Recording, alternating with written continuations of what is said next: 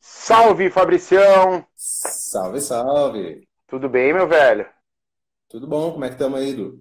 Tranquilo, cara, tranquilo. Eu tava aqui dando uma rasgadinha de seda, aquela natural, né?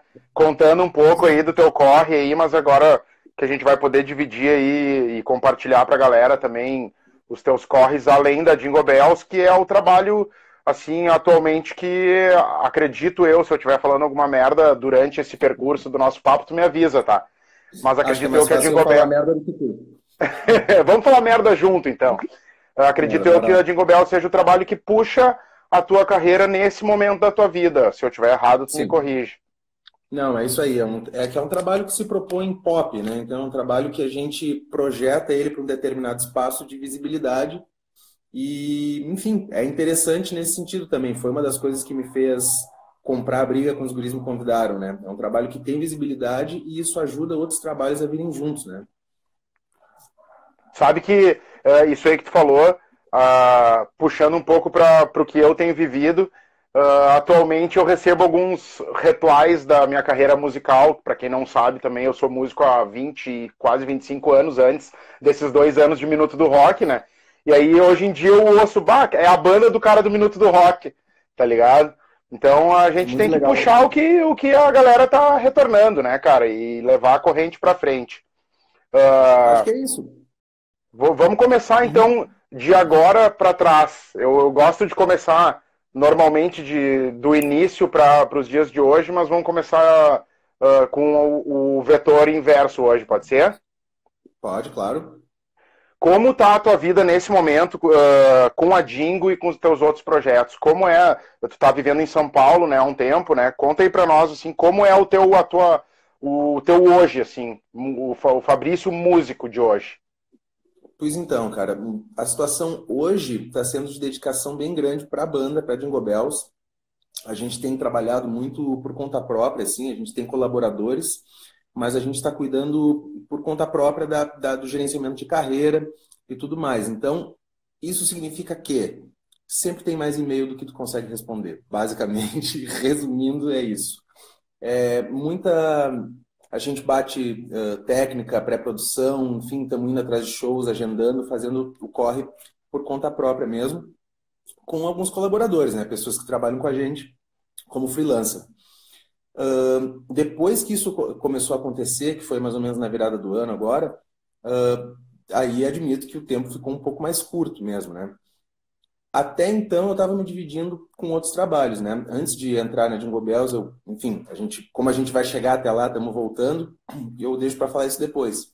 Mas eu tinha mais trabalhos, fazia mais coisas e agora estou concentrando mais as forças na Jingle Bells, até por conta de tudo, enfim, todo esse cenário brasileiro que a gente está vendo que está acontecendo, isso aí tenho que também admitir que dificultou um pouco o trabalho, assim, né? Desde coisas mais simples, que às vezes as pessoas não se dão conta, por exemplo, mudança em regra de tarifa de bagagem, né, em aeroportos, assim. Isso aí, quando eles Sim, mudaram a cobrança agora no ano passado, passado ou retrasado, um foi baque. cara, foi uma rasteira na gente, entendeu? Porque a gente tinha uma logística já calculada e o custo para circular ele quase dobrou, simplesmente. Para quem não sabe o que aconteceu, né? Antigamente, tu comprava uma passagem e tu tinha uma franquia de 23 quilos.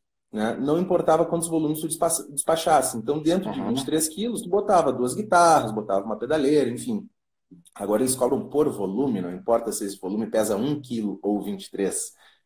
E como a gente tem um show que se baseia muito em troca de instrumento, a gente tenta ser o mais enxuto possível, mas como a gente está baseado nessa troca de instrumento, variedade de timbres e tudo mais, isso encareceu pra caramba a nossa circulação. Sim. Então foi uma das consequências. A outra é que, enfim, a gente está vendo que de fato a economia deu uma desacelerada. O que acontece com isso? As pessoas ficam um pouco mais temerosas, os contratantes não podem assumir determinados riscos. Só que o risco ele não deixa de existir, né? Quando eu falo risco, o que eu digo? Eu digo, por exemplo, tu fechar uma circulação, sair de Porto Alegre e chegar na Bahia. Se tu chegar lá e não tiver ninguém, tu vai ter pagado para viajar, pagado para tocar, pagado para comer, vai voltar para casa com menos dinheiro do que tu saiu. E Sim. nesse caso que a gente trabalha e vive de música, não é nada legal, né, passar por esse tipo de experiência. Então é isso, assim, o trabalho ele teve que se acentuar porque a gente está precisando driblar algumas dificuldades na criatividade, no esforço pessoal, enfim, na dedicação com tempo e força mesmo, é o que está dando para Sim. fazer. E buscando também esses apoios aí, que tu falou que acredito que, falo por experiência também, essas colaborações, né, por menores que possam vir a ser individualmente, quando o cara agrega um monte de colaboradores, eles ajudam o todo a andar para frente, né, porque várias pessoas Isso. empurrando uma bola de neve para cima de uma montanha, ela vai, né, se uma Claro. vai empurrar, cai com a bola e tudo. Tipo isso. E na verdade o que é como eu te falei, é uma questão realmente de dedicar tempo, porque o que acaba acontecendo é que o mercado independente por si só ele já é um mercado, como é que eu vou dizer assim, difícil de rastrear no Brasil às vezes, assim, ele passa por determinadas esferas um pouco mais amadoras às vezes, né? Às vezes quando tu vê tu tá numa esfera um pouco mais bem estruturada.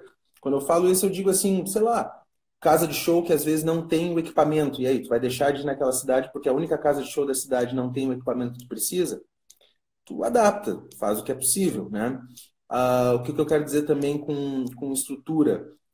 O ideal, digamos assim, de trabalho, supõe-se que seja tu ter uma equipe já montada, uma estrutura já montada, quer dizer, fulano é quem faz isso, Beltrano é quem faz isso, e todo mundo consegue dar dedicação exclusiva para aquilo, porque dá trabalho pra caramba ter uma banda, tu sabe muito bem, né? Dá muito trabalho tu armar um show que seja. Então, montar uma agenda é um trabalho gigantesco. E aí, quando tu não tem uma equipe estruturada que está recebendo para fazer aquilo, se dedicar quase que exclusivamente àquilo, você tem que compensar um pouco no esforço logístico. Quer dizer, tu está sempre ligado, tem que avisar o fulano, mas dessa vez não é com o fulano, nós vamos fazer com o Beltrano, né? Tu não consegue solidificar uma equipe e fazer com que ela cada vez trabalhe com, enfim, mais eficiência, mais prática, né? É um pouco, na verdade, saindo para um pouco da música, mas é uma questão de trabalho em equipe mesmo. É um pouco o que está Sim, acontecendo com sim. esses desmanches públicos, por exemplo, que, para além de qualquer discussão se é devido ou não é, enfim, isso aí a gente deixa para um outro momento, senão a gente vai perder a live aqui e ficar só falando essas coisas. Mas, para além disso, o grande prejuízo é que depois que tu desestrutura uma coisa que já tem um funcionamento, já tem um organograma, já tem um jeito de acontecer, depois que isso se perde, para recuperar é uma trabalheira do inferno, né? Imagina tu tem um grupo que está trabalhando, tu sabe exatamente o que tu tem que fazer, o fulano sabe exatamente como atuar, e vocês já estão acostumados. Aí o fulano sai para viajar 1 ano e pouco, 2 anos. Quando volta, cara, não Sim, parte do é equipamento. recomeço, né? Recomeça tudo de novo, né, cara? Claro. Então, esse é o lance que eu digo do negócio das estruturas que estão um pouco mais difíceis. Pelo que eu tenho conversado com outros músicos e outros artistas, tá todo mundo mais ou menos na mesma. Tá todo mundo Não mais é ou uma menos na coisa mesma. assim. Isso é uma coisa que eu, desculpe te interromper, mas isso é uma coisa que eu tenho visto também trocando ideia com. Cara, bom, vocês que estão ligados aí, porque a gente corre junto aí, eu colaborando com vocês cedendo espaço aqui, colaborando aqui com o meu trampo também, é um engajamento natural, né? E eu tenho trocado Uhum. ideia com pessoas que têm um reconhecimento maior, que têm reconhecimento menor, bandas de menor expressão.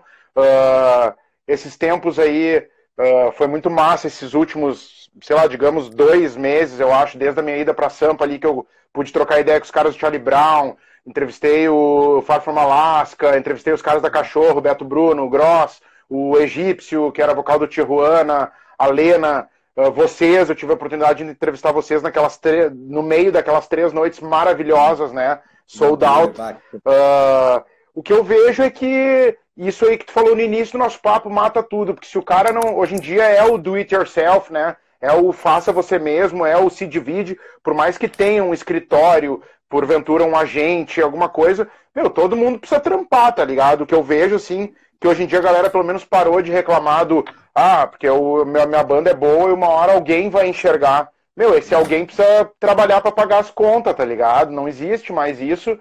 E nem vou dizer infelizmente, porque naquela época acho que não tinha uma gama tão infinita de trabalhos bons, né, sendo mostrado. Eu acho que isso é o foda, cara. Acho que é geográfico o nosso problema. É mais banda do que gente nesse mundo. Banda boa ainda, tá ligado? Que a gente vê assim essa nossa cena. Pega aí essa galera. Eu tento permear cenas, né? Eu não gosto de falar essa palavra, mas vamos trabalhar assim. Eu tenho Bora aquelas lá. cenas lá eu falei do Far Far From Alaska, Scalene, Super Combo, Plutão Já Foi Planeta, Dona Cislene, Eagle Kill Talent. Aí, tipo, tem essa galera, assim, que eu vejo vocês correndo. Maglore, Baleia, não sei se vocês chegaram a tocar com Terno, Selvagens da Procura de Lei, cara, Projeto Rivera, tem várias bandas foda que eu vejo, assim, que caminham mais ou menos, assim, com uma mesma bola de energia. Se alguém não estiver entendendo a loucura do entrevistador, me avisem.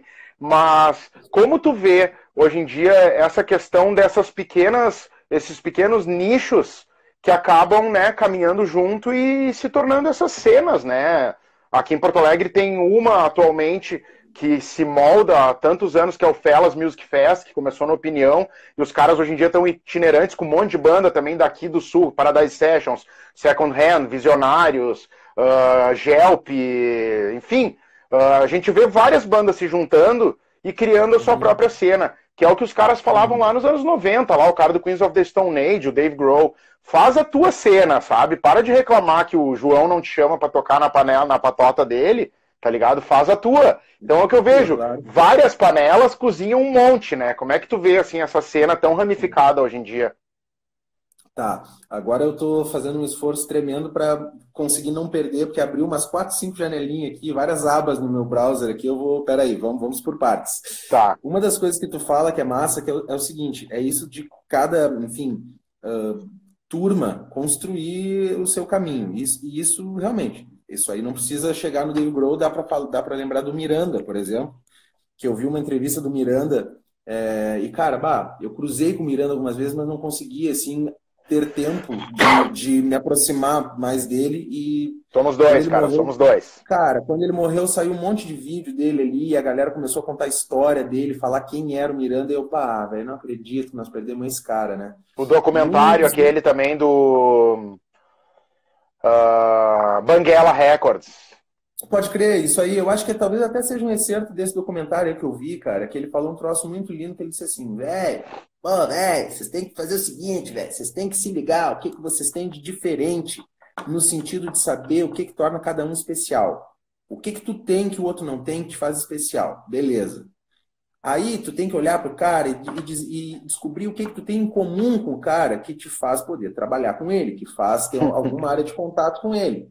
Ok, eu tenho esse diferencial aqui, mas nós temos tal coisa em comum. Beleza. Fora isso, é tudo lixo, é tudo merda, joga tudo fora. E é tão legal o cara falar isso, porque é exatamente isso, cara. Às vezes tu tem um ranço porque tu não curte 100% da música do cara, ou porque não te emociona. É um colega de trabalho, cara. Tu tem que respeitar. Respeita a gig do cara, tá ligado? Essa expressão. Claro. Respeita a gig do cara e vamos fazer junto. Então, nesse lado aí tá certíssimo, cara. Seguindo nessa linha de raciocínio, o negócio do do it yourself, faça a tua cena, faz o teu corre, faz o teu rolê, é massa. Só que tem um pequeno detalhe, que daí é o outro lado da moeda, que é o seguinte, tem um alcance pequeno, o que tu pode fazer sozinho, e às vezes até a turma acaba tendo um alcance pequeno, porque determinados meios de suporte da música, eles já têm dono, né? Quer dizer, quando tu entra lá no Spotify para ouvir música, o algoritmo ele não é tão inocente assim, né? Ele está direcionado, quer dizer... Claro. Né? Por que o Spotify te recomenda o fulano, e daí o fulano começa a bombar e começa a recomendar mais? Isso já é uma maneira de concentrar também em menos artistas. E nesse sentido, isso era uma estratégia das gravadoras, acho que daí é um negócio legal da gente falar. Isso que tu falou assim, ainda bem, né, que hoje em dia tu tem que pegar o trampo na tua mão e tal. Por um lado, sim, porque era uma coisa, não era muito saudável, assim, eu imagino, na época das gravadoras, aquele papo, assim, que dizem que o artista nem sabia o que estava acontecendo, só entrava o dinheiro em advance, ele já gravava o disco, e a gravadora, essa estrutura, se ela existe, ela está restrita a esses círculos muito altos, assim, sei lá... Beyoncé, Rihanna, essas coisas assim, essa galera muito grande que está lidando com determinados, enfim, círculos, né? Mas para a gente, assim, Brasil, banda independente, autoral, tu não atinge esse círculo. E não atinge nesse círculo, a tua grande dificuldade é realmente chegar nos lugares, é realmente a pessoa saber que tu existe, né? É uma das dificuldades. Então tem esse lado, quer dizer, na época das gravadoras, tu pelo menos, entre muitas aspas, assim, tu pelo menos Claro. tinha uma estrutura que, se tu conseguia conquistar essa estrutura, ela te colocava em algum lugar. Hoje tu tá lidando com algoritmos que não sabem o que é, tu tenta falar lá com o pessoal do Spotify para conseguir, me põe numa playlist, uma coisa assim. Ouço muito papo de que o jabá da rádio virou o jabá do playlisteiro, não sei. Realmente eu me mantenho relativamente afastado dessas coisas dentro do possível, porque não é tanto a minha Boa, praia, boa. mas eu acho que, né, mas eu acho que tem um pouco disso. Então, em vez de lamentar ou dizer, é melhor, é pior, melhorou, piorou, eu acho que é a gente se adaptar mesmo, entender o que Com foi que mudou, certeza. né? Até porque, se tu parar para pensar, tudo que a gente aprende já foi digerido, né? Tudo que a gente vai aprendendo, assim, se não é por experiência própria, é por alguém que já passou por alguma coisa. Mas se o cara já passou, talvez isso não exista mais. Então, quando tu pede uma dica para um cara que é uma geração mais velha que tu, talvez aquela realidade que ele está falando não se aplique a ti, né? Claro. Tem muito isso. E o. Tá. Sim, por favor, mais, porque agora eu me Não, perdi nas minhas abas. e acho que assim, né? Vocês até podem, vocês como Jingle Bells podem, ó, grande Alexandre Birk, querido, aqui Vamos, participando do alemão. papo. Tô devendo uma visita aí. Vou aproveitar aqui, já vou lançar spoiler, né? Já que eu fico sempre lapidando spoilers das pessoas, né? Dos meus entrevistados. O Minuto do Rock vai começar a fazer tipo um tour por vários estúdios, né? Falando um pouco desse lado que a galera às vezes não conhece. E o Birk, eu nem vou dizer se ele me permite, porque eu já tô falando, né? Eu já tô me achando no direito. O estúdio Sanga, que é o estúdio do Birk, vai ser o primeiro episódio desse novo quadro do Minuto do Rock, com todo o prazer, porque é um cara ímpar, né? Um cara que, ó, eu devendo um vídeo, viu? Então não estamos devendo nada. Se um tá devendo pro outro, não devemos nada, um palachinha pro outro. Mas, deixa eu ver se eu consigo buscar o fio. Lembrei. A Jingle Bells, ela, por mais que tenha caras como eu, assim, mais uns titiozão, assim, que curtem pra caralho, o público de vocês é jovem, né? Pelo menos os shows que eu fui, e eu já fui em show de vocês em algumas cidades, né? E o público, ele é parecido, é uma gurizada mais jovem, né? Como é como é que eu posso dizer? Essa passagem, né, da mensagem pra galera mais jovem, que hoje em dia é tão... A velocidade da informação, tu falou o negócio dos playlists, né, não sei o quê. A coisa tá tão líquida, né, que hoje em dia lançar um álbum e ter um retorno, uma resposta para isso, não em números, né, porque aquilo que a gente falou lá, tu mesmo falou agora no início, os números de álbum e coisas, né, hoje em dia o álbum é a solidificação da nossa carreira, né. O que antigamente a gente vendia, né, o singlezinho, não sei o quê, hoje em dia o singlezinho serve pra gente quase se apresentar como um cartão de visita para as pessoas, né? Então, como é passar essa mensagem para os jovens hoje em dia, de uma banda que, mesmo tendo uma galera jovem, tem uma mensagem tão madura, assim, tão coesa, desde os primórdios lá, desde bem antes ao meu ver, né, que eu conheço os guris, principalmente tu, eu acabei conhecendo depois, mas com mensagens, assim, muito maduras, assim, um timing muito, muito importante e inteligente. Que massa, que legal, legal que fala isso, cara. Pô, a primeira coisa que eu acho que, inclusive, dá para aproveitar o gancho com o que a gente estava falando é que quando tu fala, pois é, o público é jovem, por um lado eu tenho que concordar, assim, tu chega no show e realmente, muitas vezes, é uma galera de uma determinada faixa etária ali, às vezes entre 18 e 25, enfim, 18 até 30, dá uma esticada ali. Só que o seguinte, será que isso não se deve simplesmente ao fato de que a gente está ocupando espaços nos quais a galera dessa idade tá mais presente? E se a gente conseguisse ocupar outros espaços, talvez a gente conseguisse atingir outra galera, e isso não serve só para Jingle Bells, serve para qualquer artista? É nesse sentido que eu te digo da coisa da concentração. Quer Perfeito, dizer, perfeito. que na verdade está sendo um dos assuntos globais no momento, cara, que é a concentração de tudo, concentração de poder, concentração de renda, concentração de influência. É isso, quando a coisa não descentraliza, tu acaba nem entendendo a realidade ao teu redor. O que eu quero dizer com isso? A gente começou a se surpreender que pessoas com mais de 50, às vezes, se emocionavam com o show, e às vezes crianças de 5, 6 anos estavam ali dançando, e aí tu fica, tá, mas o meu público não era de 18 a 25, mas por quê? Mas aí tu vai no show e eles não estão no show. Mas, bom, pode ser porque de fato a gente atinge mais uma determinada faixa, ou pode ser simplesmente porque a nossa estratégia de comunicação e convencimento para puxar as pessoas para o nosso show não esteja atingindo outras faixas, né? O que que eu quero dizer com isso? Sei lá, cara, a galera de 18 a 25 eu imagino que esteja vendo menos Faustão, para dar um exemplo meio banal aí, mas esteja vendo menos Faustão. Sim, sim. Mas vai saber se o cara chega no Faustão ali, a galera de 40 e 50 que talvez ainda esteja assistindo o Faustão, porque tem esse pô, esses caras aí, eu vou na banda, eu vou no show dessa banda. Não sei, é algo que é difícil de saber, porque só quando consegue ter a sorte de furar alguma dessas capas que protegem determinados espaços, assim, é que tu consegue saber realmente o teu alcance. Um exemplo massa disso que eu estou falando é o Terno. O Terno, cara, o Terno estourou a tampa, de certo modo, né? Assim, para uma banda independente, eles conseguiram uma visibilidade, uma ocupação de espaço que poucas bandas independentes tiveram nos últimos anos. A galera está, inclusive, comparando com Los Hermanos, que foi um fenômeno também, uma coisa... Foi não, né? Ainda é, né? Ainda é. Estão provando que ainda é, e esse link que eu estou fazendo não é tão maluco assim, porque, tu vê, o Tim tá abrindo os shows, né? O Tim Bernardes está abrindo os shows dos Los Hermanos, então eu acho que... Algo há um link, né? Existe o link. Eu acho que são esses artistas que conseguiram fazer essa transposição de uma coisa para outra, quer dizer, conseguiram sair desse seu nicho, né? Porque realmente eu concordo contigo quando fala, tá tudo muito nichado, né? Quer dizer, tu tem a banda de ska jamaicano raiz, que tem outras bandas de ska jamaicano raiz, que daí tu tem as bandas de ska, mas que não é bem, sabe? Tipo, tu vai depurando. Pega aquele abinha de gênero dos MP3 lá para classificar o gênero. Nossa, cara, eu não faço ideia que seja metade daquilo, assim. Olha aqueles números, o que será que é isso, né, cara? Mas essa coisa do nicho mesmo. E eu acho que, sei lá, todo o esforço que tu puder fazer para transpor isso, independente do trabalho que tu faz, ele é válido, porque aí eu vou lembrar das palavras do Robert Fripp, o guitarrista do King Crimson, uma vez, né? Que um entrevistador perguntou para ele lá, tu acha que as pessoas escutam assim, escutam assado, porque quem é que esperaria que uma banda de um cara inglês tocasse assim, e tu acha que as pessoas gostam dessas guitarras, gostam desses ritmos estranhos? Ele disse, olha... Eu acho que é um pouco de pretensão tu dizer do que as pessoas vão gostar ou não vão gostar. Acho que tu tem que oferecer. E elas têm que poder entrar em contato com aquilo. Tu te surpreende com o que as pessoas curtem, né?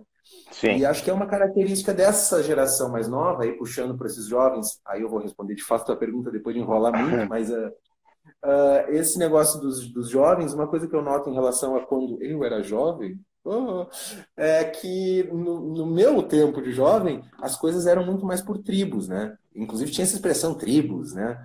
O cara era skatista, tinha que ouvir música de skatista, usar tênis de skatista, falar como skatista e andar com outros skatistas. Se o cara fosse punk, o cara não podia usar o tênis de skatista, ele tem que ter o tênis meio punk ou um tênis furado, né? E hoje em dia, cara, alguém me explicou isso com uma imagem muito interessante, assim, meio que uma metáfora. Esse guri que já nasceu com a banda larga, essa guria que já nasceu com a banda larga, ele está acostumado a ser quem quer ser na solidão do seu quarto. Então ele abre uma aba para ver vídeo de skate e na outra ele está ouvindo música punk. E numa outra aba ele está vendo conteúdo LGBT e na outra aba ele está vendo alguma coisa sobre a história do Rio Grande do Sul. Por que não? Né? Então, eu acho que isso aí está ajudando a galera a transpor esses limites que são falsos, né? Do porquê que não pode, né? Sim.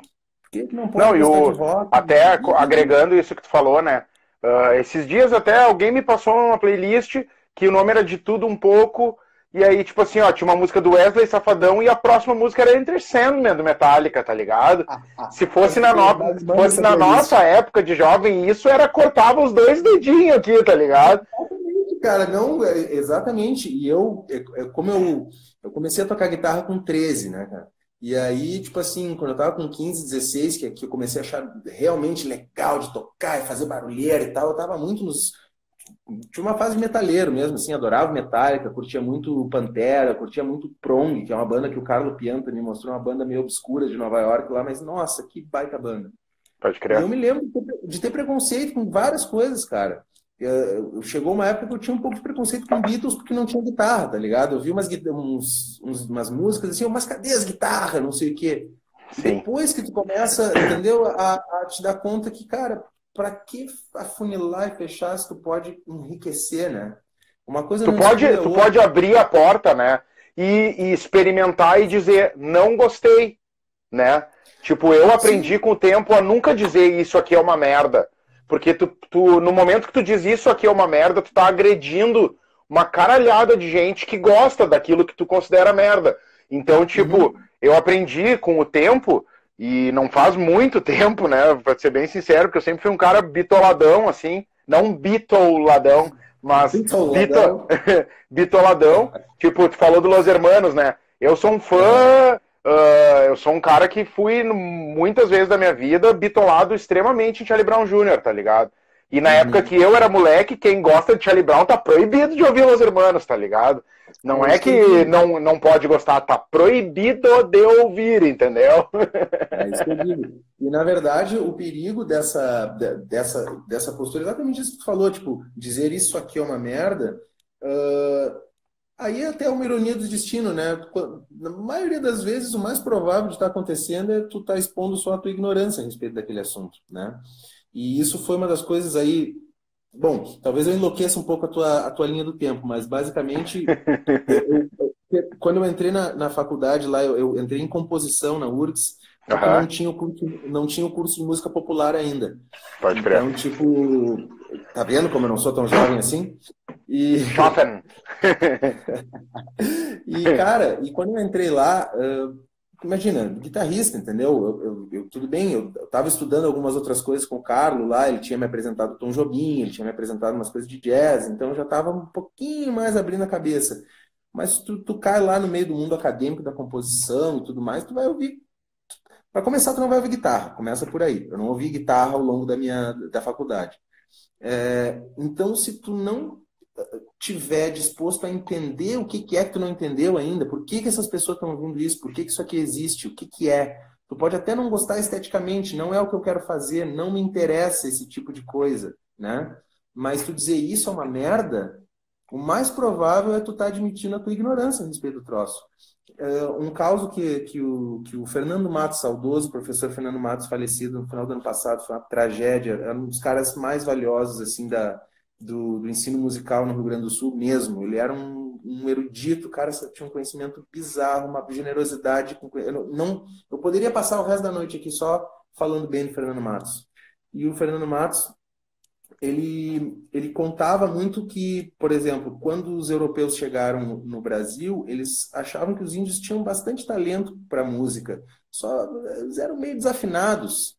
E depois, com o tempo, tu vai te dar conta que não é que eles fossem desafinados. Eles eram tão afinados que eles faziam intervalos menores do que os intervalos que os europeus estavam acostumados. Eles eram muito mais precisos e afinados do que os caras. Sim. No sentido de que eles tinham outra escala e outro temperamento. Então, os europeus estavam, como eu te falei, estavam dizendo, expondo a sua ignorância a respeito disso, né? Música indiana também, quando tem aqueles cantores lá, aí fica risada, o cara tá cantando tudo errado, não sei o que, mas não, cara, é um caminhão de nota, né, cara? É um caminhão de nota. E é tu que não tá entendendo a sensibilidade da coisa, é o outro jeito de fazer, e que tu não precisa achar legal necessariamente, mas respeitar é o mínimo, né, cara? E vou te falar que o trabalho no qual estamos executando nesse momento aqui foi o que me fez também, do meu jeito, entrar na linha, né? A minha mãe até hoje fala, pra que falar tanto palavrão, guri? Pra que isso? Eu falei, porque o programa é meu e ninguém me paga pra fazer. Cara, mas falou ali... As vantagens de não estar numa estrutura como, sei lá, uma rede de televisão, coisa assim, que tu tem um chefe, um gerente, um não sei o quê, uma linha editorial, não sei... Bom, aqui a gente tá, né, estamos aqui no nosso canal aqui, é isso, né? Jogando conteúdo pra galera que também fala palavrão pra caralho, tá ligado? Eu imagino que sim, Cara, tu falou que tu começou a tocar com 13, né? Isso. O que não quem, né, no caso, ou quem te levou, assim, tipo, tu viu isso, tu viu alguém tocando, tu viu alguma banda que tu gosta e tu fez sei lá, pelo menos, 90% eu acho dos músicos foi assim, né? Eu fui com o Oasis, tá ligado? Eu vi um DVD do Oasis quando eu tinha 15 anos, eu já tocava, né? Eu gostava de Green Day, de Chili Peppers, daquele grunge ali, Pearl Jam, Stone Temple Pilots, tananã. Gostava como apreciador e já tocava nas rodinhas de violão, tinha o Raimundos também na época e tal. Mas quando eu vi o DVD chamado There and Them, do Oasis, eu falei, ok, eu quero subir num palco, tá ligado? Eu quero tocar, eu quero cantar. Na época eu nem cantava ainda, tá ligado? Eu era tocador de violão. Então quem te Quem direta ou indiretamente te influenciou pra tu, tá, eu quero começar a tocar guitarra, quero virar músico e tal? Pois então, vou aproveitar que ontem foi Dia das Mães e agradecer a minha mãe, que não está nesse live aqui, mas é importante fazer esse agradecimento. Feliz Dia das Mães a Que todas as mães. Feliz Dia das Mães a todas as mães, a todos, eu cheguei a postar ontem a todos que são mães, porque é isso também, né? É um cargo maior, assim, do que simplesmente um gênero, né? Eu acho que, enfim, com Certeza. todo o respeito ao gênero, mas acho que é isso, é uma função muito nobre, assim, a função de nutrir alguém e de cuidar de alguém, né? Mas eu agradeço a ela porque quando eu tinha 5 anos, ela me botou numa iniciação musical de piano e eu fiz alguns meses, aí a gente acabou se mudando, eu parei de fazer. Depois dos 8 aos 10, eu estava com saudade do piano, enfim, gostava muito de música, eu ficava ouvindo os discos deles lá, eles tinham uns discos brega, nossa, minha mãe adorava o Pipino di Capri, um cantor italiano brega, brega. Tô ligado, Aí tô tinha, ligado. eu me lembro que uma vez, não sei como, eu peguei uma fitinha da Roxette, aí eu ouvia as fitinhas da Roxette, assim, ficava ouvindo, isso aí, umas guitarreiras, assim. Mas me lembro também de curtir, enfim, de curtir som mesmo nessa época, né? Meu pai gostava muito do Phil Collins, era um troço massa também. Tinha umas fitinhas do Queen, Greatest Hits 2. Nossa, o que eu ouvia essa fitinha. Ô Fabrício, E só aí muda o eu. endereço, tá ligado? Desculpa te interromper, mas só tá mudando o endereço. O É pai isso tinha aí, é isso aí. o Phil Collins, aquele que é o carrossel ao vivo, tá ligado? Pode crer, pode crer. Que eu não sei se não é Greatest Hits o nome, é alguma coisa do tipo. Mas tu tá Até falando uns nesse negócios que, ó, Mas, só cara, muda o mas é isso, endereço. isso linka com o que a gente estava falando antes da coisa da concentração de espaço. Isso era a época das gravadoras. Tu tinha um casting menor de artistas, porque isso aí eu vi num livro que, inclusive, tem lá na biblioteca do IAA, da URGS. É um livro falando sobre indústria musical e assim, é uma obviedade, na verdade, mas quando tu lê no livro, tu, claro. A estratégia da gravadora é ganhar dinheiro. É uma instituição que quer ganhar dinheiro, ponto. Tá? Até aí não é dizer que é maldade, não, enfim, ela quer ganhar dinheiro, o objetivo dela é ganhar dinheiro. E para ganhar dinheiro, vale mais a pena tu investir 100 mil na Madonna do que 10 mil em 10 Madonas. Essa é a lógica dos caras, então por isso que concentra. Vale mais a pena tu investir num artista que já tem um trajeto, já tem uma base de fãs, já tem uma história, do que tu ficar Retorno, né? Já tem apostando. retorno. Claro, exatamente. Então é isso. Os caras sempre procuraram focar naquilo que dá certo. Talvez tenha tido, inclusive já li sobre isso, e tal, épocas em que, enfim, bugou esse sistema e algumas brechas se abriram para outras coisas. O Frank Zappa tinha uma entrevista que ele falava de uma época em que os Estados Unidos, por algum motivo, as gravadoras começaram a crescer e mais abrir braços, e aí teve uma época que se produzia muita música esquisita nos Estados Unidos e que ele se beneficiou muito disso, Sim. né? Porque os caras apostavam nos discos, assim, porque rolou. Mas isso é exceção da regra. Via de regra, os caras vão apostar num artista e deu. Então é isso, quando eu falo dos artistas que eu ouvia, se a gente tem mais ou menos a mesma idade, provavelmente estava ouvindo mais ou menos os mesmos. E Rod essa é a vantagem. Stewart também bombava na época. Esses clássicos que se a gente for voltando assim, a gente vai ver, tá, beleza, todos esses caras aí. Mas se a gente for pesquisar um pouco mais a fundo, tem um monte de outros artistas que estavam lá lutando para aparecer, lutando para conseguir um contrato na gravadora e tentaram e foram colocados na geladeira e sumiu o fulano. Tem muita essa história, né? O cara tava quase, daí fez alguma coisa errada que a gravadora não gostou, botou o cara na geladeira. O que é? É usar da prerrogativa do contrato, quer dizer, você me deve 3 discos, né? Porque a gente tem um contrato no qual você me deve 3 discos, porque eu te dei dinheiro e agora tu tem que me pagar com os discos. Só que eu não vou fazer o disco agora. Então fica aí Fica aí esperando. quietinho aí, não incomoda. Sim, cara, os caras faziam isso, tá ligado? Porque para eles valia mais a pena segurar um artista, deixar ele no backup ali, ou até mesmo acabar com a carreira do cara, do que ter que investir nele para talvez não ter o retorno. Que é Ou aquele libertar princípio. também, né? Ou libertar, nem pensar, né? Nem pensar, porque daí ele pode ir para a gravadora rival e ganhar dinheiro para a gravadora rival, cara. Esse é o lance, é um princípio do ganhar dinheiro. Enfim, não precisamos entrar nesse debate tanto, mas Sim, sim. isso está posto, né, cara? Isso aí é só olhar, é isso. É aquela coisa do, sei lá, que rolou em Porto Alegre mesmo, ali do Walmart comprando Nacional para fechar todos Nacional. Por que eles fizeram isso? Porque, no mínimo, eles mataram a concorrência. Mata a concorrência, deu? Mata ali, bah. Então, Vamos enfim. pra Globo também, né? A Globo vai lá, contrata o cara que tá bombando na Record e bota o cara na primeira novela lá e deu, pronto. Já fez, agora tu vai pro Zorra lá e não incomoda. Isso, se der certo, deu. Se não der certo, vamos investir em algo que dê mais retorno. Então tem um pouco essa crueldade assim da indústria musical, principalmente a indústria musical de massa, né? Que é a coisa que lida com cifras gigantescas e com, Sim. enfim, as coisas que bombam nisso aí viram um troço exponencial, né? Você tá falando de milhões de pessoas, milhões, milhões, milhões de, enfim, de tudo, né? Mas aí a gente tava, nossa, eu fui longe, hein? Desculpa. Assim que é A gente bom, tava cara. Quando o convidado é mais metralhadora verbal que tu, eu fico emocionado que eu não estou sozinho nesse mundo, meu Deus. não tá, tem que te Não, eu te cuidar perguntei comigo. quem é que te entrevistou. Isso. O Eduardo Então, Sandler tá te entrevistando.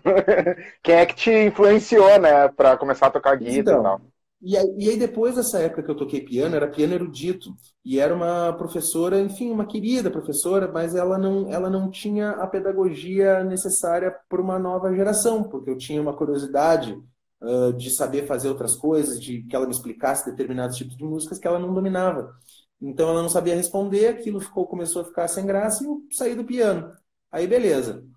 O Diogão, é difícil achar alguém mais metralhadora verbal do que o Bri.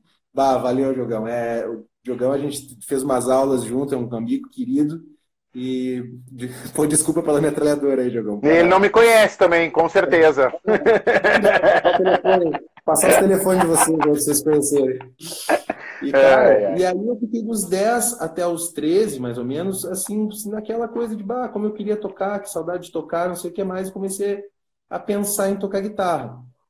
Eu morei no interior, né? Eu morei em duas cidades do interior. Eu morei em Tenente Portela, que é uma cidade pequenininha no noroeste do estado, tríplice fronteira, Rio Grande do Sul, Santa Catarina e Argentina. Lá é uma cidade muito pequena, assim, morei lá dos 6 aos 9, depois eu morei em Alegrete, na campanha, lá na fronteira com o Uruguai e Argentina.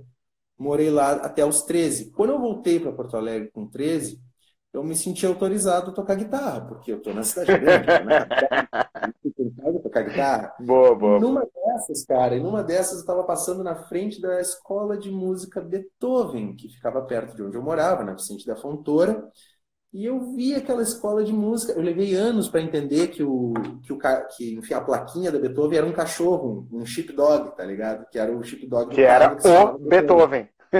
Beethoven. Eu olhava e não entendia aquela imagem, assim, não sabia o que era aquela imagem na escola de música. Eu olhei uma casinha e disse, talvez aqui os caras ensinem guitarra. Um dia eu parei lá, perguntei se ensinava guitarra. O próprio Carlos atendeu e disse, sim, pode vir aí, tem aula de guitarra.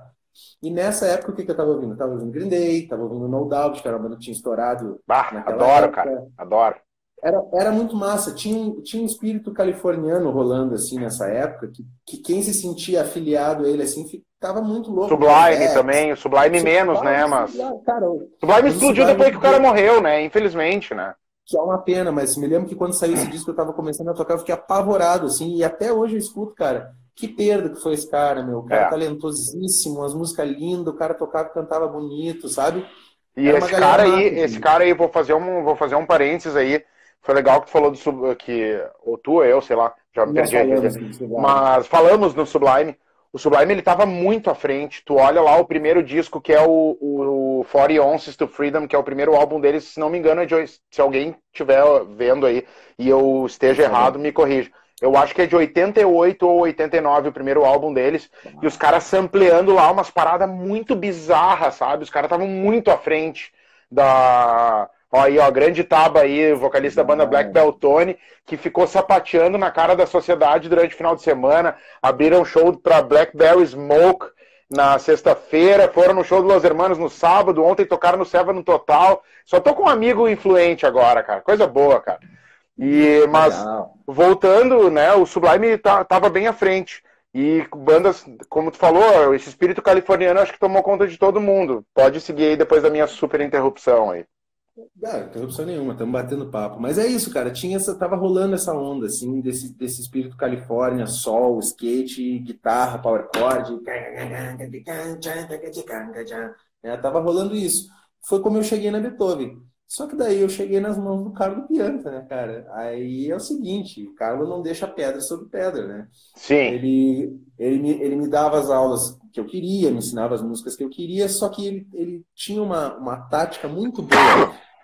Cara, tu pega um jovem, tu chega pra eles assim, cara, tá, isso aí, mas vem ouvir isso aqui. Não vai funcionar. Então tu tem que fazer assim, pô, muito massa isso, vamos tocar. E toca junto. E aí depois que o cara tá ali feliz com tudo que ele fez, agora eu tô tocando Green Day, E não é falando mal do Green Day, mas tipo, tá legal, toquei o Green Day, só que tu conhece isso aqui? Daí ele mostra o Beatles. Ah, não sei o que, vamos tocar ali no FX. Muito massa, legal. Bah, e o cara, inclusive, o Carlos tinha uma coisa legal, assim, que ele sabia elogiar, ele sabia achar um ponto positivo naquilo que estava mostrando. Então ele falava umas coisas massas, assim, que tu ficava, bah, nunca tinha pensado nisso. Aí ele dizia, massa, agora, tu já ouviu o Hendrix? Entende? Então é isso, quer dizer, usar o som que a pessoa está curtindo como porta de entrada para drogas mais pesadas. É meio essa onda, assim, saca? E o cara começou a mostrar, e ele mostrou, teve algumas coisas que piraram minha cabeça mesmo. O Hendrix foi uma, em termos de sonoridade, em termos do que estava acontecendo, mas principalmente os Beatles no sentido de escrever canção, porque aí é um ponto que, enfim, eu acho que talvez eu seja mais cancioneiro do que guitarrista até certo ponto. Eu me interesso mais por fazer canção do que por tocar guitarra. Não é que eu não gosto de guitarra, mas é que Sim, sim. realmente fazer canção é uma coisa que, quando eu fiz a primeira aula com ele, que foi aula de violão, não foi guitarra, eu comprei um violãozinho assim, desses de supermercado, assim, para testar, ver se eu ia gostar da aula. Ele me ensinou 3 acordes para a gente tocar um blues. E me passou um blues lá, uma sequência de blues, a gente, que legal. Eu voltei para casa, em vez de tocar a sequência que ele me ensinou, eu fiz uma outra sequência e inventei uma letra para cantar em cima. Então, eu estava me dando conta disso recentemente, assim, tipo, bah, cara, na real, talvez meu interesse maior, o que é mais natural para mim é fazer canção do que necessariamente tocar guitarra. Mas, enfim, aí, principalmente os Beatles no sentido da canção e o King Crimson, principalmente os discos dos anos 80 ali, no sentido de organização musical. Aquilo me impactou muito. Como é que aqueles caras tocavam aquela coisa que parecia muito simétrica e linear e meio robótica e computador, mas ao mesmo tempo soava natural. Eram pessoas tocando, dava para sentir que eram pessoas tocando, tinha expressão, não era simplesmente um algoritmo tocando, né? Então foram coisas que, enfim, me inspiraram pela adolescência. Depois ele me mostrou Tom Jobim. Aí ele começou a me explicar mais ou menos como é que funcionava jazz. Eu disse, tu já ouviu isso aqui? E ele começou a mostrar os jazz escritos, assim, dizer assim, tá vendo que, quando o cara chegar aqui, alguma coisa vai acontecer, eu não sei o que, mas vai. E daí o batera marcava a virada para a próxima volta. E aí aquilo que para a gente continuar fazendo os links, aquilo que eu te falei, quando tu xinga a coisa em si, o mais provável é que tu não esteja entendendo o que está acontecendo. Aí eu me dei conta que eu não sabia ouvir jazz, não entendia o que estava acontecendo no jazz. Sim. E é bem comum, né, a galera achar que jazz, os caras se encontram, se olham, e até tem uma vertente que é isso aí, né? Sim, sim. Que tem várias maneiras de fazer isso, que também não é qualquer coisa, né? Que também requer treinamento e preparo para Claro, acontecer. claro. Mas eu comecei a entender que, cara, tem camadas e mais camadas e mais camadas para tu ir atrás na música. Foi isso que daí me empurrou para procurar a faculdade, porque eu estava saindo do colégio. Aí foi a coisa, porque eu comecei a tocar canhoto. Eu nunca achei que eu ia ser músico assim, eu achava que eu ia tocar um violãozinho, tocar uma guitarra para passar o tempo. Sim, sim. Foi ficando sério. E aí chegou na hora de escolher o que fazer, cara, mas eu não toco violão clássico, eu não tenho nenhum instrumento direito aqui, eu sou canhoto, como é que eu faço, né? E não existia o curso de música popular. Aí o Carlos me falou, tá, e o curso de composição? Tá, o curso de composição, tá. E aí eu acabei me adaptando para o curso de composição, eu reaprendi a ler música que eu sabia ler quando era pequeno, mas enfim, nunca tive, né? Não cheguei a ter uma Sim. leitura boa, assim. E aí reaprendi a ler, estudei, me preparei e entrei na URGS. Esse período que eu tive na URGS foi o período que eu menos ouvi e toquei guitarra na minha vida. Assim. Foram outras coisas acontecendo, foram outros tipos de música, outra vivência. Quando terminou a faculdade, eu estava louco para tocar. Sair pro mundo, gritando, né? Sair pro mundo, vamos fazer coisa. E nessa época eu estava namorando com a Gisele Desante, que era minha colega, foi minha colega durante todo o curso. A gente começou a namorar lá dentro e saímos namorados de lá. E a partir desse namoro a gente também estava tocando junto. Então eu fui violonista dela por, enfim, 4 anos, mais ou menos, 4 anos e meio. E toquei guitarra na banda dela também, gravava os discos, produzia junto, enfim, trampava com ela junto. E a Gisele tem um trampo, enfim, para quem não conhece a Gisele, o trampo dela tá mais na onda da MPB, assim, ela é uma compositora talentosíssima, é uma cantora, assim, com uma voz incrível, continuo achando a Gisele, enfim, um talento enorme, adoro a Gisele, e ela, minha prática musical que tinha vindo do rock, passou pelo punk, eu tive uns momentos próximos enfim, dessa onda mais graforréia, banda Rebolho também, Jovem Guarda, Frank Jorge, passei por isso aí. Entrei na faculdade, fui para música acadêmica contemporânea, né? Eu gostava de ouvir também um pouco de barroco, um pouco de, enfim, mas era composição contemporânea, erudita. Então, via de regra, música atonal, com, enfim, determinados funcionamentos. Sim. E era um tipo de música que, aí falando, música de pouca visibilidade, quer dizer, começou a ser, para mim, ficar um pouco frustrante não ir ninguém numa apresentação, tentar mostrar uma música para alguém e a pessoa ouve 40 segundos da música e não... Ah, tá, legal, não entendi nada. Outro dia eu escuto, né, sabe? Sim. Então isso começou a mexer comigo de alguma forma. Porque, antes de mais nada, o que eu quero com música é me comunicar. Via de regra, eu quero me comunicar, eu quero passar um recado, nem que seja para a pessoa dizer que recado de merda, hein? Sai daqui. Mas me comunicar, entendeu? Passar alguma coisa. E quando a gente estava trabalhando junto, eu e a Gisele, eu comecei a ver que na MPB eu conseguia não só lidar com canção, que era uma coisa com a qual eu me sentia confortável, como eu conseguia usar mais da minha musicalidade, conseguia tocar as coisas, conseguia compor mais coisas. Então, é por aqui o caminho. Quando se encerrou o nosso trabalho juntos, aí eu comecei a, no bom sentido, dar tiro para todo lado. Comecei a chamar todos os meus amigos, vamos tocar, comecei a ir atrás de gente. Aí eu conheci um dos maiores talentos de compositor de canção que eu já conheci na minha vida, que é um artista incrível, que é o Zelito Ramos. É um cara de Santo Antônio da Patrulha. Ele é assim, ó, o Zelito é o meu professor de composição. Assim, eu olho pro Zelito e fico, como eu queria compor assim. E é um talento, é um doce de pessoa, é o tipo de pessoa que vê poesia em tudo. E a gente conhece alguns desses ao longo da vida. Eu conheci um outro cara nesses últimos anos aí, que está morando aqui em São Paulo também, que é o François Muleca. Eu acho os dois muito parecidos nesse sentido. São pessoas, cara, que veem poesia em tudo. O cara tá caminhando contigo na rua, indo pegar o ônibus. Mas ele passa por uma árvore, ele olha para a flor e diz assim, ó, tu viu que aquela flor ali está desabrochando, mas ainda não estava na hora de desabrochar, ela está vindo mais cedo. E aí já comenta isso, disso ele já faz uma poesia, e aí mais dois passos ele lembra de uma música, sei lá, do Chico Buarque ou de alguém que fala sobre isso também. Tipo, está vivendo os caras vivem uma vida muito mais legal que a nossa, né? Pô, cara, tá louco? Enxergam um mundo mais legal. Totalmente, cara, totalmente. É isso, assim, essa coisa dessa sensibilidade aberta e conectada com o fazer artístico. Isso aí eu acho muito admirável.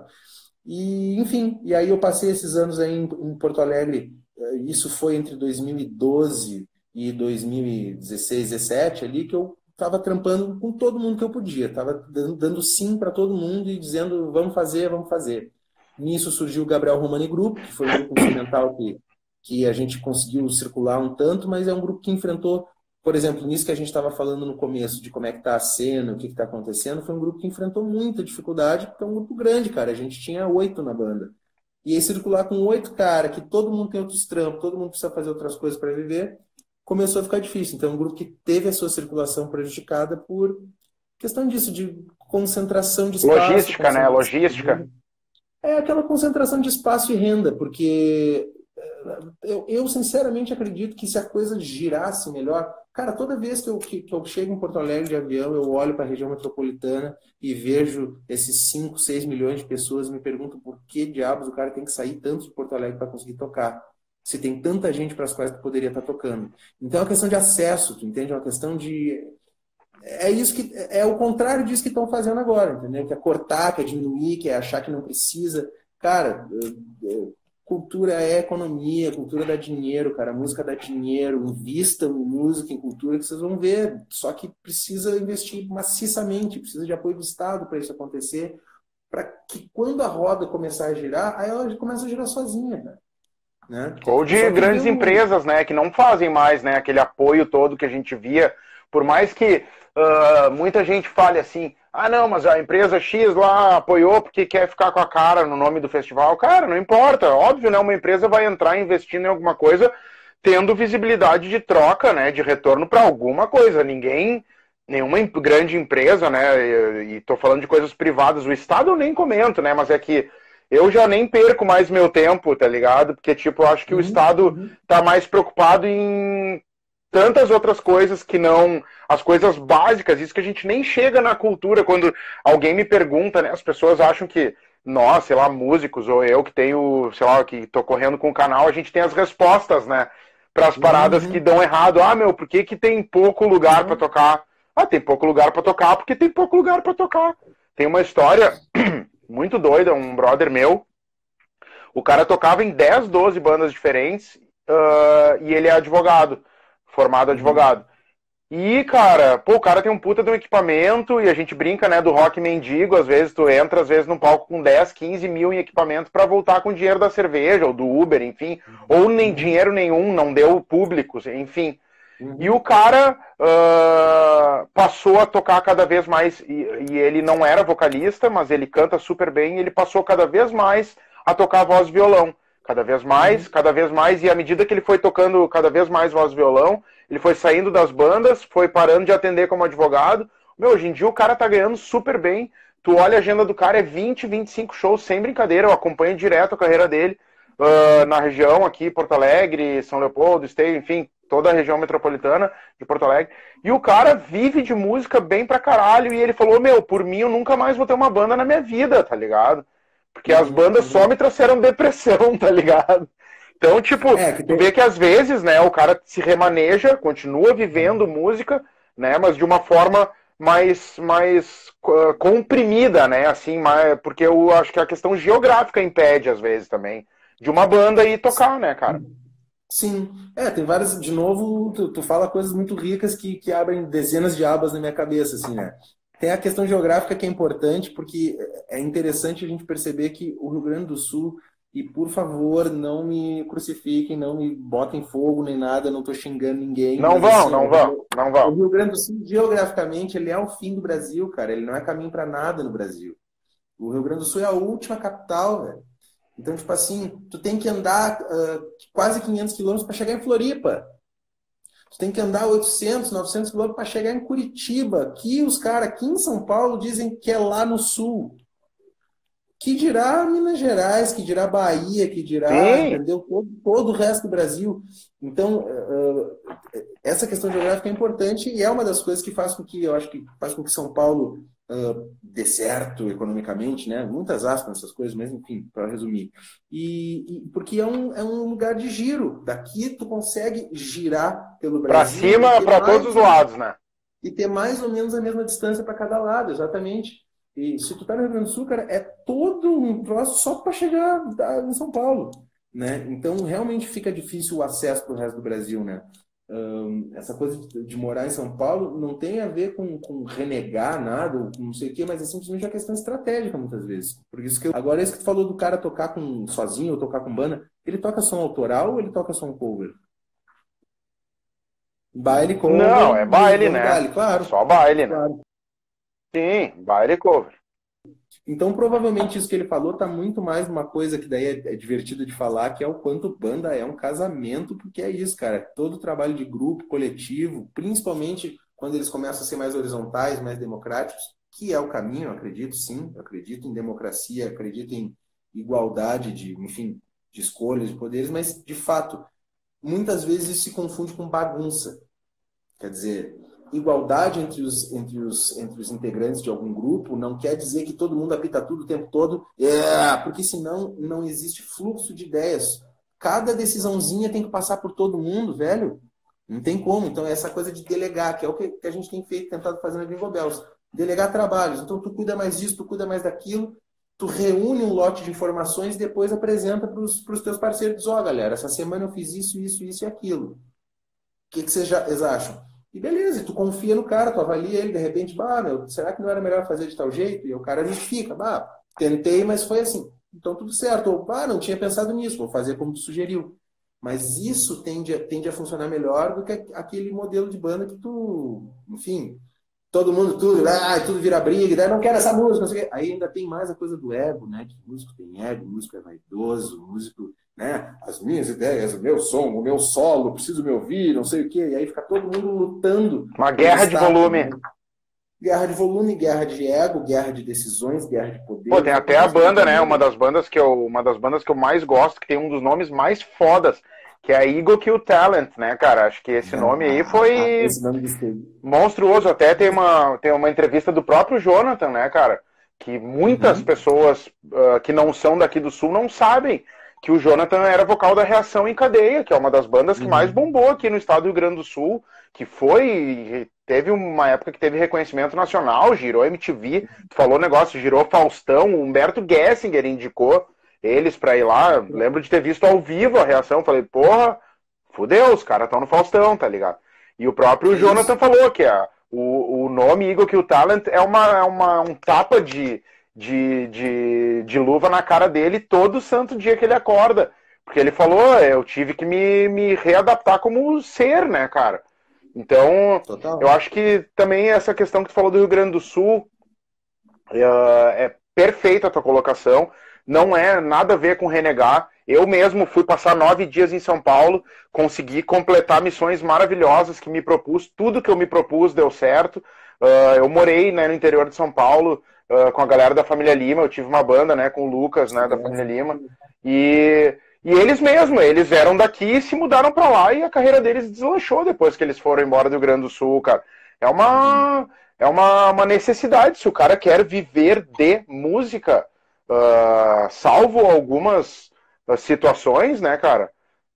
Acho que é Sim. isso aí. São Paulo, querendo ou não, eu falei com uma menina esses dias, a Luana, que ela tem um som bem parecido com o Charlie Brown, assim, bastante referência ao Charlie Brown. E ela é Uhum. carioca, e ela falou: eu não vejo a hora de ir pra São Paulo. Então a gente que tá aqui no sul, a gente pensa, pô, se o cara tá em São Paulo, Rio, Minas, Curitiba, pô, tá tudo ali. Não, a galera de Curitiba quer ir pra São Paulo, a galera de Minas quer ir pra São Paulo, a galera do Rio de Janeiro quer ir pra São Paulo. É o grande centro, né, cara? Tem que saber diferenciar também o que que é mística, o que que é, né? Tem um pouco isso, quer dizer, até porque isso começa a chegar num momento que não tem espaço para todo mundo num determinado meio, né? Isso que tu falou, se o cara quer viver de música, não sei, tu mesmo falou do teu amigo ali que toca 25 shows por mês e não tá necessariamente aqui. Mas dependendo do giro que tu tem, dependendo da tua área de atuação, aí eu tenho que concordar. Quer dizer, no caso de Jingle Bells, que é como a gente começou essa live falando, né? O trabalho que está puxando o meu trabalho como músico para frente, bom, o mercado da Jingle Bells, ele de fato é mais forte aqui. Ele é forte, ele realmente tem um público, realmente existe um hábito, existem estruturas já acostumadas com isso, né? E a gente sente a diferença de trabalhar no Rio Grande do Sul e trabalhar aqui, sim, tem alguma diferença, mas, por exemplo, se o cara faz música tradicional gauchesca, o cara não tem nada que vir pra cá. O cara fica no Rio Grande do Sul, pelo amor de Deus, que é aí que tem um Sim, sim. mercado forte para isso. Nesse sentido, né? O Vitor Ramil chegou a propor, né, que Porto Alegre não seria, não estaria à margem do Brasil, mas estaria no centro de uma outra coisa. Eu acho bonito esse jeito de entender e eu acho que é uma verdade em partes, porque justamente dependendo do teu giro, se tu é um milongueiro, se tu faz, mesmo que seja um som urbano, mas tu faz um som urbano com esse sotaque regional, como é o caso dele, que é um artista, não é um artista rural, né? Não é um artista como não é o Guarani. Ele bebe dessa fonte tradicional gaúcha, mas ele é um artista urbano. Ele faz uma música com a poesia urbana, refinada, os Sim, sim. temas deles. Música contemporânea, né? Exato, música de uma vida urbana 2019, é isso, é o que ele faz, né? E para ele vale dizer que o Rio Grande, que Porto Alegre é o centro de uma outra história, né? Porque Porto Alegre está aí nessa tríplice, enfim, Santíssima Trindade, Porto Alegre, Montevidéu e Buenos Aires, né? Quer dizer, existe essa Aham, comunicação. total. Agora, é isso, dependendo do teu giro. Por exemplo, tem um grupo daí de Porto Alegre que se chama Três Marias, que na verdade são cinco, que às vezes são seis, e já foram sete, mas é isso, são as Três Marias, né? Que é o trabalho da Gutia, da Dessa, da Tami, da Aham. Tayan. E as Três Marias, cara, elas giram pelo Brasil. Claro, o trabalho delas faz todo sentido pro Brasil. Elas tocam no Maranhão, tocam na Bahia, tocam em Brasília, tocam em tudo que é lugar porque faz sentido, porque comunica com essa brasilidade. Talvez se elas quiserem apostar no mercado latino, talvez até dê, mas aí elas vão estar muito mais como uma atração exótica do que como parte de uma cultura que é viva e que está ali, que faz sentido. Então também tem isso, e às vezes, e para tu ver como é louca a coisa, né, cara? tudo pode eventualmente dar certo. Pode ser que como artista exótico, sei lá, vai que eu pego aqui meu violão e vou lá para a Finlândia e os caras curtem, porque lá na Finlândia eu devo ser negão e devo ser a coisa mais exótica que os caras já viram, sei lá. Sim. Tô falando de brincadeira, mas meio isso, assim, Não, não, vai saber. perfeito. São estratégias, né, que a gente vai descobrindo e é o troço de realmente entender onde é que tem uma brecha para mim. Isso é a parte mais importante, eu acho. Buscar o teu público, por assim dizer, né? Exatamente. E aí eu acho que eu consigo concluir com tranquilidade esse assunto de São Paulo. Eu vim para São Paulo, primeiro porque eu não estou buscando, a gente não busca Jingle Bells essa coisa do estourar, né? Não quer dizer que a gente não aceitaria chances ou não aproveitaria determinadas chances. Como eu te falei, um dos nossos focos é ampliar público, porque a gente se propõe pop, a gente se propõe a ser abrangente, a gente quer tocar para a criancinha e para o vovô, né? Que é um dos E num conceitos que estádio também, quer tocar num estádio, quer tocar numa livraria, não importa, né, cara? Quer atingir todos os públicos possíveis. Isso, tanto tocar no estádio como tocar na casa de show para 100 pessoas, tá tudo certo. A questão é que o nosso foco não está em depender de um estouro. A gente está construindo uma carreira que a gente espera que seja longeva, né? A gente espera que essa carreira consiga se desenvolver, que a gente consiga lançar vários discos. Isso é o que a gente quer fazer. Para que isso aconteça, cada um dos indivíduos tem que conseguir se realizar e se resolver como músico, porque é isso, leva tempo até o trabalho conseguir ter substância para manter todo mundo com dedicação exclusiva, para manter todo mundo vivendo daquilo, né? E nesse sentido daí, para mim, vir para São Paulo fez parte disso, desse amadurecimento como músico, de buscar outras formas de me expressar musicalmente. Eu senti que a música que eu sei fazer pode eventualmente ser valorizada aqui, né? É aquela coisa do giro de cada um. Eu senti que o meu giro musical pode eventualmente encontrar um espaço aqui. E aí é isso que eu estou fazendo, respondendo a tua primeira pergunta. Eu levei o quê? Quanto tempo para responder a primeira pergunta? Não importa. Uma horinha, nós estamos uma horinha trocando uma ideia aqui. Mas é isso aí. Mas é isso, cara. Esse giro, eu acredito que é isso que eu estou fazendo. Eu estou descobrindo como fazer a minha música entrar aqui, que coisas eu posso fazer, como é que eu posso colaborar com a música daqui também, tem mais isso, Sim. né? Quer dizer, quando tu chega num lugar, tu que é de fora e os outros já estão, tu chega com a mãozinha no bolso, assim, diz, oi, tudo bem, boa tarde, com licença, né? E aí, o que eu posso ser útil aqui, né? É nesse processo que eu tô, cara, de tentar entrar na cidade aqui, de tentar... Tô conhecendo pessoas, algumas que eu já conhecia, outras que me apresentam pessoas novas, e a gente descobrindo o que fazer aqui por São Paulo. Há quanto Enquanto tempo tu tá isso, morando aí, Fabrício? cara, acho que uns 10, 11 meses, não chega a fazer um ano, não. Não, pode crer. É bem Cara, recente e é isso, tem que dar tempo para as coisas, né? Não tem jeito. foi muito louco um lance que tu falou, porque eu tô aqui com a minha última pergunta engatilhada. Isso que é legal quando a gente troca uma ideia massa, que a gente nem viu que passou uma hora e pouco já aqui, a gente tá trocando uma ideia. E eu acredito que a galera esteja curtindo aí também. Tu falou um negócio que eu acho fundamental, que eu acho que para uma banda ter essa longevidade, ter essa vida, né, esse respiro, antes da coisa funcionar como um coletivo, individualmente as pessoas têm que estar bem resolvidas ou buscando se resolver, né, musicalmente. Então, aí é uma pergunta de cunho pessoal, né? Eu como músico, eu te pergunto. Hoje em dia, tu tá em busca de um timbre do teu som, ou tu considera que hoje em dia tu olha assim pro som que tu faz? Então, vamos falar da Jingle Bells, assim, pra coisa não se alastrar muito. E eu já te vi várias vezes no palco, assim, e eu tenho uma opinião sobre, né, como apreciador. Como é que tu te vê como músico, como integrante da Jingle Bells? Tu tá em busca de um timbre, de um som. Nem timbre, cara, não sei se timbre é a palavra, mas tu considera que tu te encontrou musicalmente nesse momento que tu vive, ou tu ainda busca coisas, tu acha que ainda. Óbvio que a gente tá sempre buscando, não é essa a questão. Tô falando na questão sonora mesmo, entendeu? Pois então, cara, eu acho que dá para essa pergunta não tem uma resposta muito única, porque assim, eu entrei na Jingle Bells porque encaixou, porque deu certo, porque eu me senti, aqui funciona, sabe? A gente começou a tocar e explicando também, talvez, enfim, as pessoas não são obrigadas a saber, né? Mas eu já conhecia os guris desde antes, eles também passaram pelas mãos do Carlo Pianta. O Carlo Pianta é um grande responsável por muitas coisas, é uma pessoa muito valiosa desta cidade. Carlo, obrigado, beijo. E assim, Aproveito aqui para deixar o convite. Carlo Pianta, por favor, doe um pouquinho do seu tempo para este humilde barbudo e vamos trocar uma ideia, porque muita gente me fala tão bem, eu nunca tive o prazer de sentar para trocar uma ideia, quiçá tomar um café com o cara. vamos fazer essa ponte aí, porque o Carlos é uma Demorou. pessoa, cara, uma pessoa riquíssima, enfim, uma grande cabeça, um grande coração entre os Foda. músicos de Porto Alegre. Os guris tinham passado também pela mão do Carlos, eles são um pouquinho mais novos que eu, de novo, dizendo que eu já não sou tão jovem assim, não. É brincadeira, mas enfim. E eu via essa gurizada tocando e, cara, eu ficava encantado com eles, como eles tocavam bem, como eles soavam bem, como eles eram inteligentes no jeito de se portar no palco e tudo. Beleza, e um belo dia eu mandei um e-mail para eles, né? Depois de um show deles, mais um show que eu fui e era fã deles, e eu. Aí, gurizada, é o seguinte, vocês lembram de mim, vocês me conhecem, tudo, né? Beleza. Eu sou.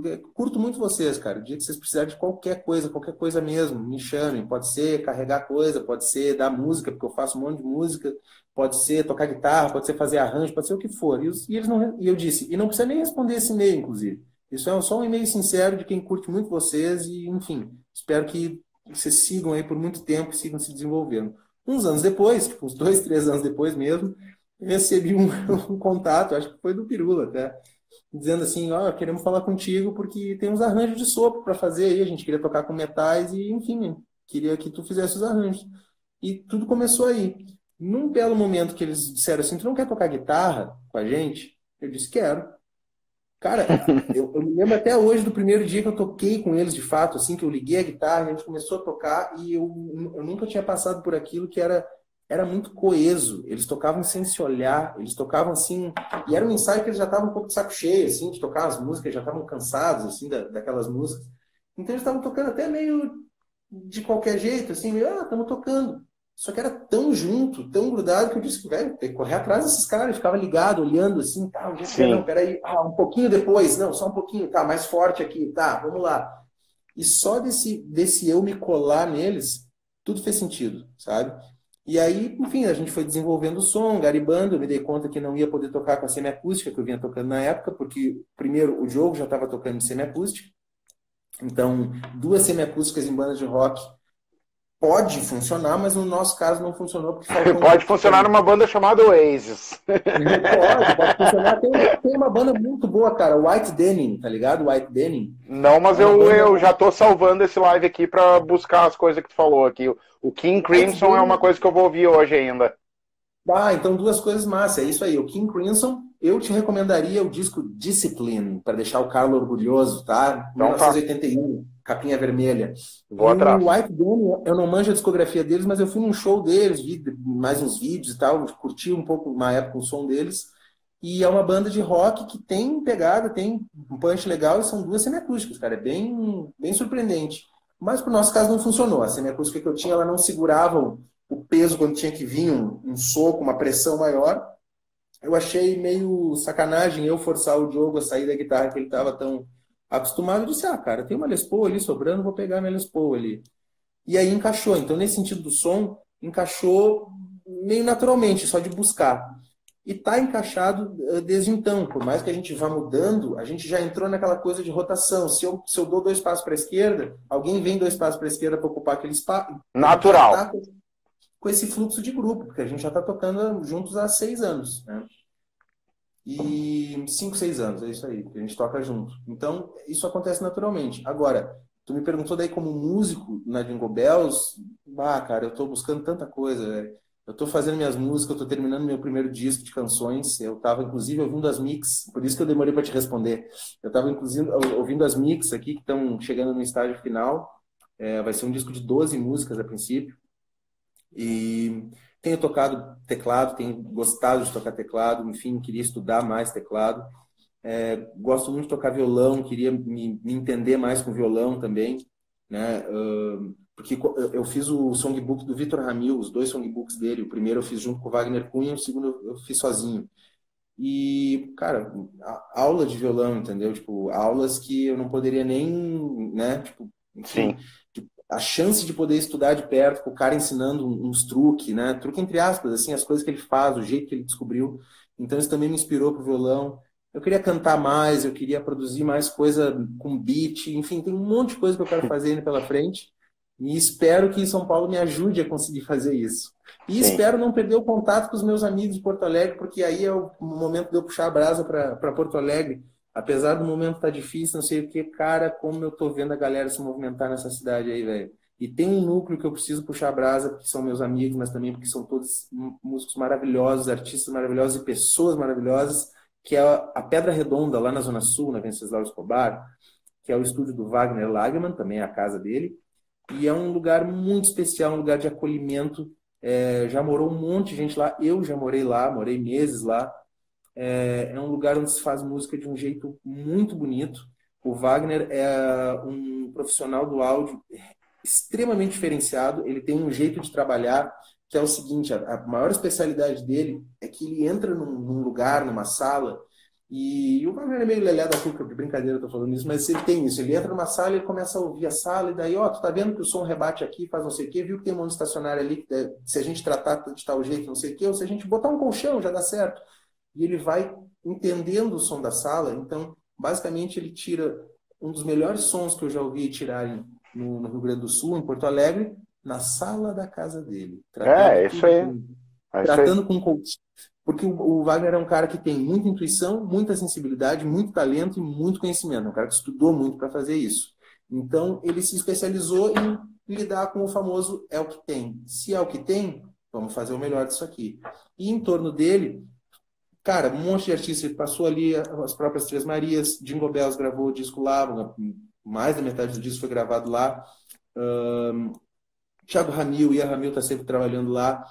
Cara, eu vou ser injusto se eu continuar falando, porque Sim, eu vou sim. esquecer de uma galera. Uma galera passa por lá, o Dona Conceição, enfim, uma galera muito, muito, muito massa, bons artistas passando lá pelo estúdio. Então fiquem ligados na Pedra Redonda. Inclusive tem um canal do YouTube que foi Ó, já recentemente são, lançado. já são duas pontes que tu vai fazer pra mim, uma com o Carlo e um com o Pedra Sim, Redonda, porque eu posso fazer um dos fechou. episódios lá do quadro novo do Minuto lá, que pra mim seria um prazer, Maravilhoso. cara.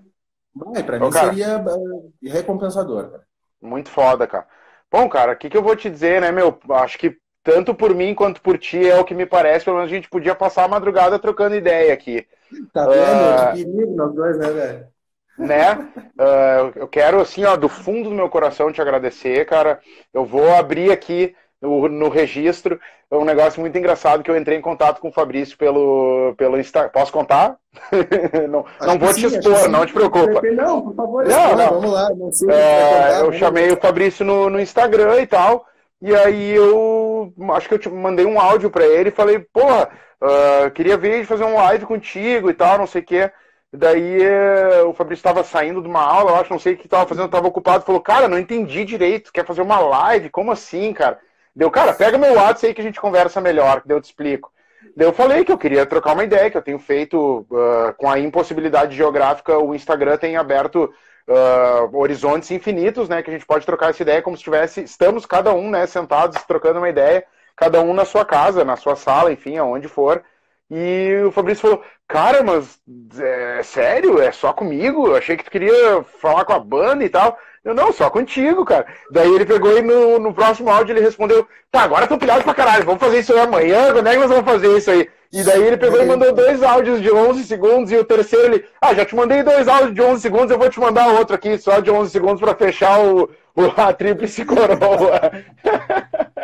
Muito foda, Bah, cara. muito massa. Du, Então, obrigado cara, pelo convite, cara. Bah, que grande, grande convite mesmo. Fico bem honrado, assim, de ter tido esse tempo todo para falar das coisas. É muito gostoso, assim, quando alguém te pergunta e te deixa falar. E, ó, me conta de ti aí. A gente, tu sabe bem, né, cara? É um trabalho difícil, é um trabalho às vezes ingrato, mas é um trabalho que de vez em quando a gente tem momentos, por exemplo, como esse, que é, né, um cara como tu vem e pergunta as coisas e aí diz, ó, galera, vem ouvir o que esse cara tá dizendo aqui, vem ver como é que é o trampo dele.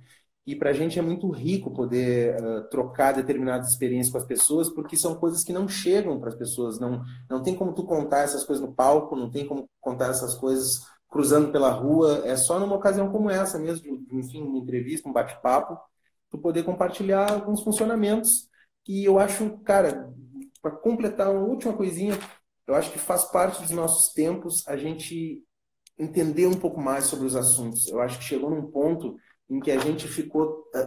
o mundo ficou muito especializado, as coisas são muito difíceis, assim, tá tudo muito refinado, né? Quer dizer, tu vai entrar no mundo do rugby, daí tu vai descobrir que tem 1 milhão de coisas sobre rugby que tu nunca tinha imaginado, sabe? Então, assim, é muito bom quando tu pode disponibilizar conhecimento, disponibilizar experiências para as pessoas, porque é assim que tu aprende, velho. Através do que os outros viveram, através do que tu viveu, junta tudo, soma, tira a média, acho que eu vou pela esquerda, acho que eu vou pela direita, acho que eu vou para cima, acho que eu vou para baixo, acho que é isso. Então, Foda. obrigado e parabéns pela tua Que iniciativa isso, mesmo, cara. muito massa. O Minuto do Rock, cara. Hoje mesmo eu lancei um vídeo aí faz uma meia hora e cada dia, porque dia 18 agora, sábado, vou aproveitar aqui para também fazer o jabazinho aquele. Dia 18, sábado, aqui em Porto Alegre, no Nacho Libre, que fica na Felipe Camarão, número 224, vai ter o evento de comemoração de 2 anos do Minuto do Rock, né, cara? Estamos completando 2 anos de existência. A partir das 3 da tarde fica o convite aí para quem estiver em Porto Alegre. Vão ter várias canjas de vários convidados aí que passaram pelo Minuto do Rock.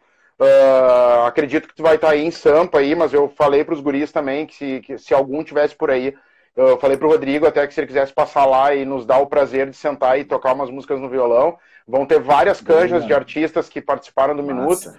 E, cara, eu criei essa porra com o intuito de propagar. Vão ver o vídeo que eu fiz, tá? Não vou entrar em grandes delongas. Mas o Minuto vive para isso, cara. Para poder falar da música dos outros, para poder levantar bolas de ouro, cara. E eu fico muito feliz que nesses 2 anos eu tenha cruzado o caminho de tantas pessoas legais, cara. Eu vou falar para ti uma coisa que eu tenho falado para muitas pessoas e eu me considero um baita de um privilegiado. Que é, eu começo às vezes entrevistando um ídolo, uma pessoa que eu admiro, e termino batendo um papo com um brother, tá ligado? No teu caso, a gente já tinha estreitado esse laço, porque a gente já se encontrou algumas vezes, mas eu quero te dizer que é uma honra para mim poder estar jogando o teu conteúdo pro meu canal e poder estar jogando o meu conteúdo para as pessoas que curtem o teu trabalho. Tu te sinta totalmente à vontade quando tu quiser, cara, entrar em contato quando for lançar teu disco, o que for, cara. Eu sempre falo para todo mundo, muitas vezes, assim, principalmente agora nesse último ano que a coisa começou a andar com um BPM um pouco mais rápido, muitas pessoas, muitas bandas entram em contato e perguntam o que precisa fazer para participar do Minuto do Rock, tá ligado? Cara, é só mandar o trampo, cara. Eu não cobro, tá ligado? Pra mim é o maior prazer da minha vida, tá ligado? Eu acordo às 7 da manhã todo dia pra trabalhar, pra poder estar aqui às 9h30, 10 da noite, trocando uma ideia com um músico que eu admiro. E com um brother que a música me deu. Então é isso, cara. Tuas últimas considerações aí pra mim. Eu acho que é isso aí. Se quiser fazer tuas últimas considerações aí, que eu tô assim, ó, copo cheio. Para mim tá tudo lindo também, adorei o papo, queria só desejar que tu continue fazendo isso por 2 anos, e mais 2, e mais 2, e mais 2, e mais 2, e que siga, porque é isso, que tu nunca te canse, que tu mantenha essa energia aí, porque a gente precisa disso, cara, da galera que, ó, faz a roda girar, bora lá. Aprendi com um senhor chamado Daniel Tessler, não estamos sozinhos, cara.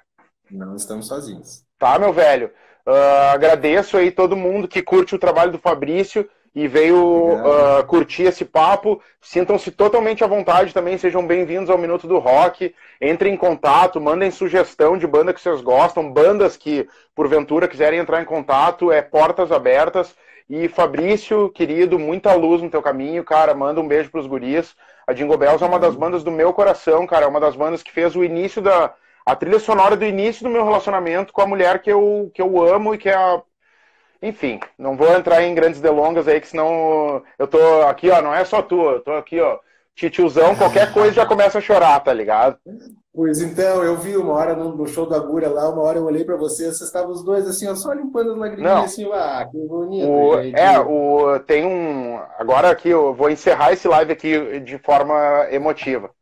Hoje tá fazendo 1 ano, né, da passagem do meu pai, né, cara? E Os Anéis de Saturno, cara, é a música no mundo que me conecta com meu pai, tá ligado? E, tipo, eu ouvi no Opinião a primeira vez e da mesma forma que no Agulha, a minha mina tava emocionada com a música quando ela olhou pra mim e eu tava assim, ó, meu, cachoeira, tá ligado? E aí todas as vezes... Hã? Momento bem bonito, cara. Me lembro. Cara. Eu falei a sério mesmo, assim. É uma cena que eu não vou esquecer daqueles shows, que a gente fica com uns frames na cabeça, assim, do show. O momento que tu ouviu isso, o momento que tu viu aquilo e tal. E teve esse momento que eu olhei pra esquerda, assim, vocês estavam pertinho da parede, assim, eu olhei, tava os dois, assim, limpandinho, assim, cantando foda. junto. Cara, essas então, coisas, cara... É um trabalho difícil, mas tem esse tipo de recompensa, por exemplo. É isso aí. Que daí não é preço, é valor, né, cara? É vida, cara. É isso, é vida. Então é isso, cara. Pô, agradeço muito. Desejo uma linda semana pra ti. Manda um beijo pros caras aí, a Jingle Bells.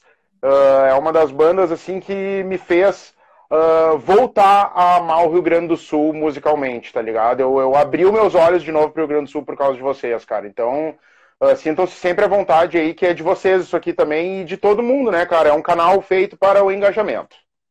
Tamo aí, tamo junto. Tá, meu velho? Bora lá. Obrigadão aí pelo papo. Obrigado, galera. Obrigado por ceder teu espaço e tamo junto. Esse foi mais um Minuto do Rock Live com o senhor Fabrício Gamboja aqui embaixo, da banda Jingle Bells. Tava pra lançar disco, é produtor musical, arranjador, compositor, anima festa pra criança, arruma ar-condicionado, carpintaria. Somos polvos, somos todos polvo. Valeu, gurizada. Boa noite aí. Valeu, Fabricião. É nóis. Valeu todo mundo aí. Abraço. Abraço.